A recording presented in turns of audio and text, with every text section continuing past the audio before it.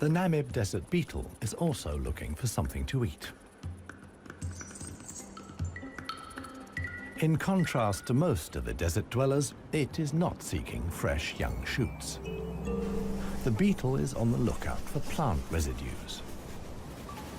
The unceasing wind is a help. It sweeps fragments of plant life together in valleys and hollows between the dunes. Mostly it's just a few bits of leaf. But sometimes it collects and becomes something like a herbal rubbish dump. Although the plants are completely dried out, they still contain important nutrients.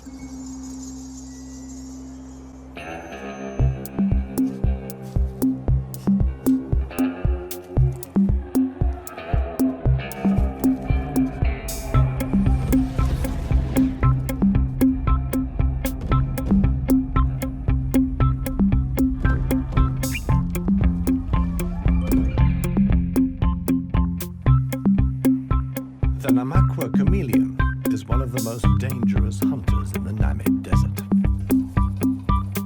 For desert beetles, at any rate. But the beetles don't usually make it quite so easy.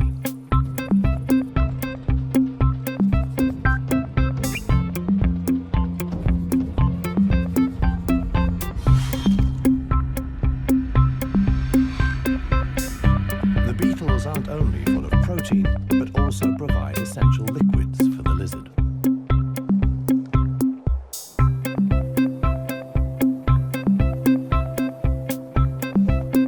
Namakwa chameleons are the biggest reptiles the Namib can support. In contrast to the mammals, they can't undertake long migrations to look for food and water. Similar to the Huanib, a river once flowed here. Along its banks, animals like chameleons penetrated deep into the desert. Hundreds of years ago, the dunes slowly invaded the riverbed and cut off the water supply. This process was so slow, however, that the animals had time to adapt to the new conditions.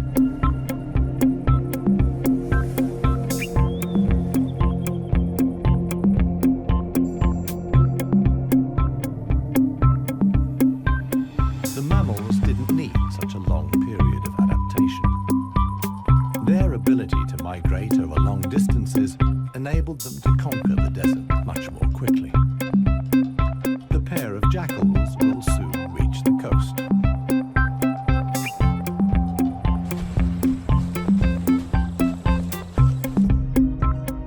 Clarissa, meanwhile, is still searching for water. Little Maya is already exhausted.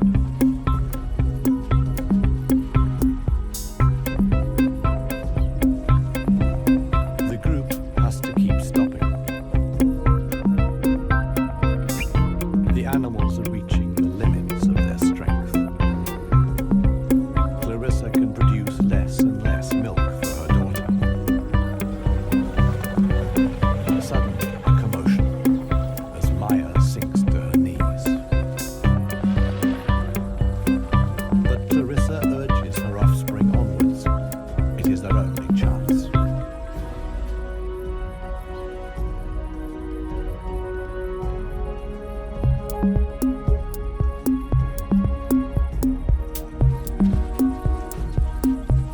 As dusk falls, they finally arrive.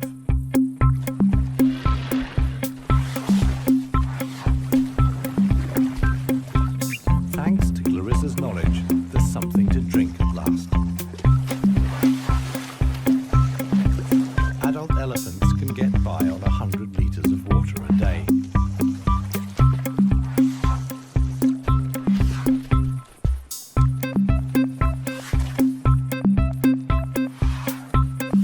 The subsequent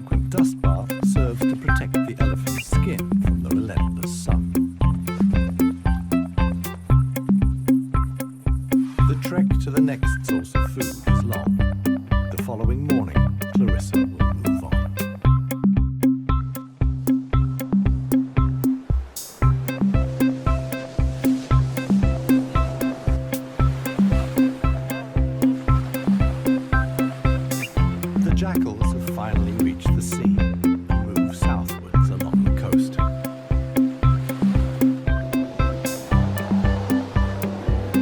The new generation of brown fur seals is just arriving. Many of the mother animals are heavily pregnant. This young mother hasn't long to go.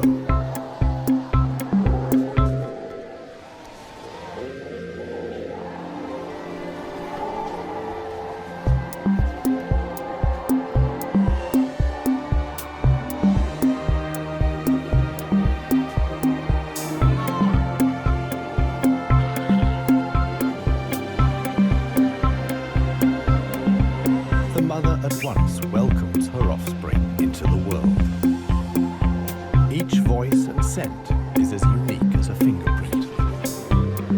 The ritual creates an unbreakable bond between mother and pup.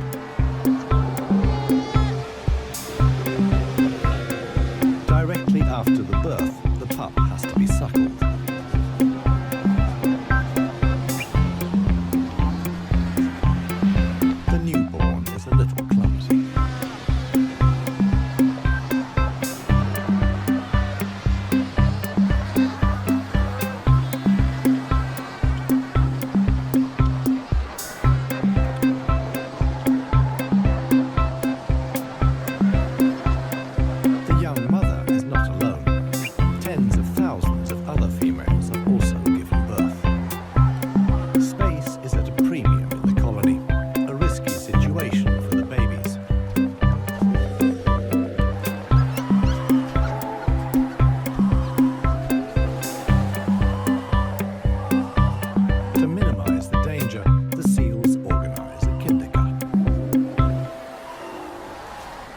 Many of the mother animals leave their newly born pups here.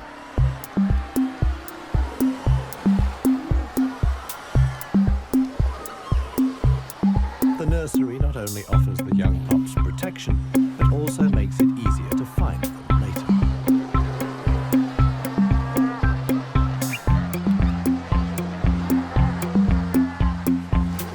The mother seals have to go out hunting every day to make sure their milk is nutritious enough for the young.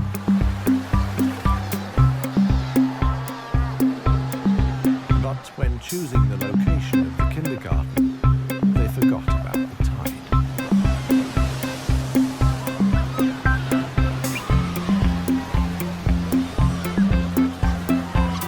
The pups fight desperately against the onslaught of the waves. The baby is washed out to sea along with the other newborn seals.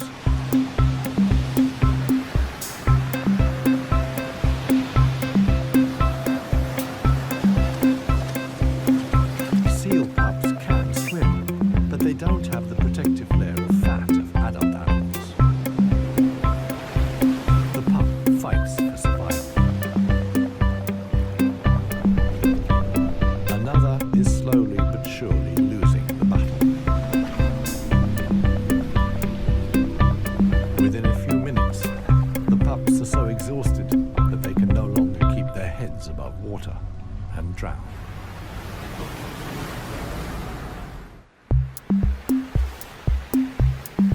The next morning reveals how great the danger posed by the sea is for the seal pups.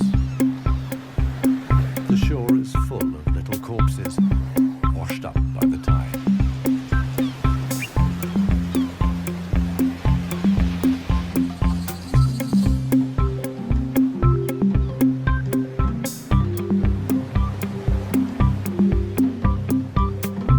The jackals from the hyena. The pair have traveled hundreds of kilometers from the arid valley.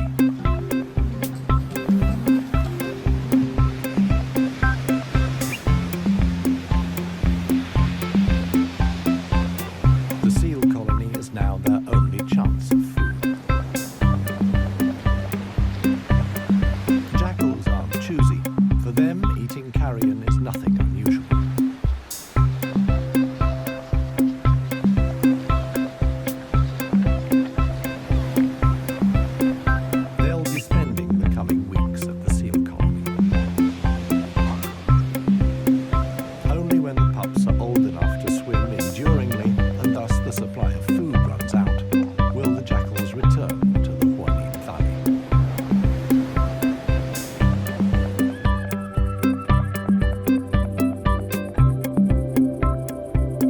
only the jackals that undertake such long treks. The other inhabitants of the Huanib have a long way to go.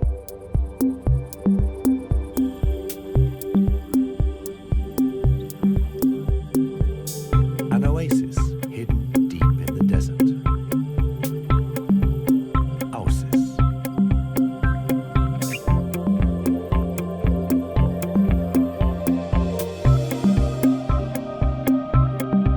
It lies like an emerald in the middle of the desert.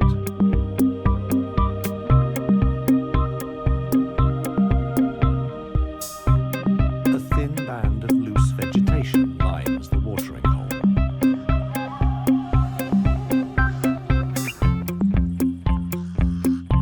The pied crows are getting worked up about something. Visitors. Big visitors. The legendary desert lions. Desert lions are so unbelievably rare that scientists have fitted them with transmitter collars so that the big cats can be monitored and protected. Two females have taken up positions in the undergrowth with their young. The experienced predators know that it's just a matter of watching and waiting. And indeed, many animals are making their way here. The oryx's numbers have thinned noticeably. Some are lagging far behind the main column.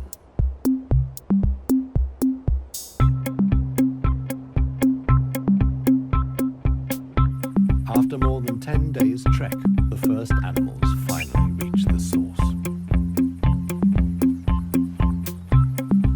Cautiously, they approach the steep bank.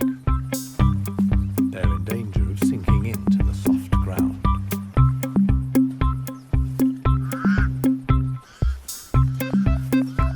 The pied crows sound the alarm again. The lioness's patience has been rewarded. They've caught one of the stragglers.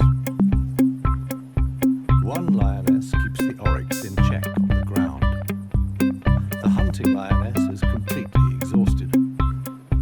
Fighting the antelope has taken the last of her strength.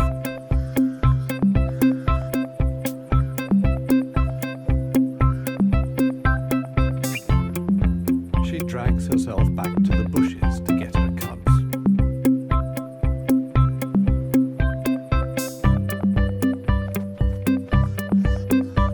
The other lioness keeps the pesky crows at bay.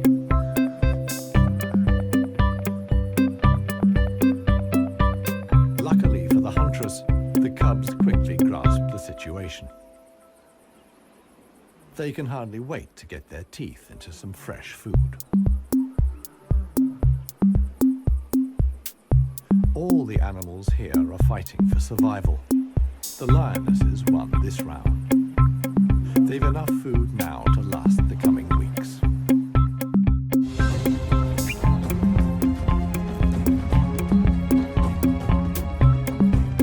Clarissa and her family have finally reached the neighboring dry river valley.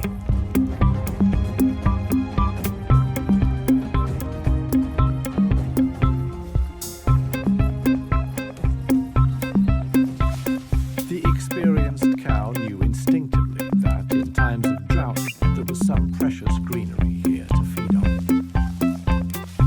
The exhausted animals can at last fill their stomachs again.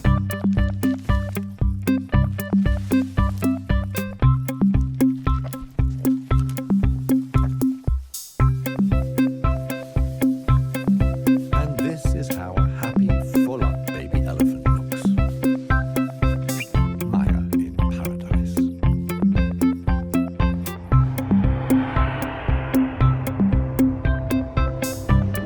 A strong wind blows in from the coast, and sandstorms form in the hinterland.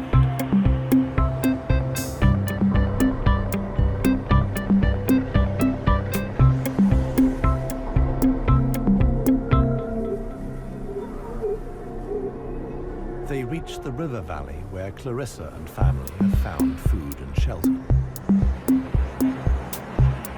Sandstorms like these are the harbingers of heavy rain.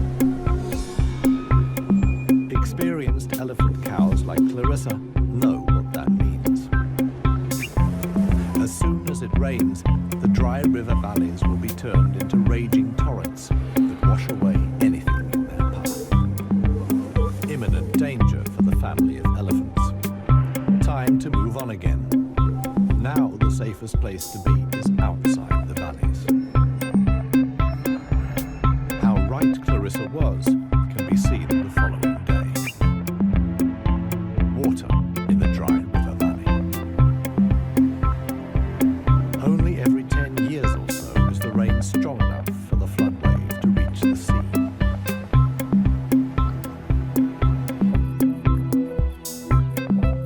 Just a few days later, the first green shoots begin the transformation of the dry river valleys.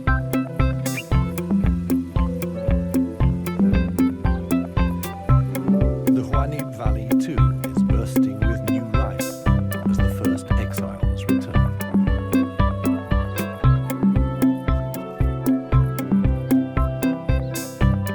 For one animal, however, the rain came too late. Old One Tusk succumbed to hunger before the first drops fell. The jackals find his body on the edge of the valley.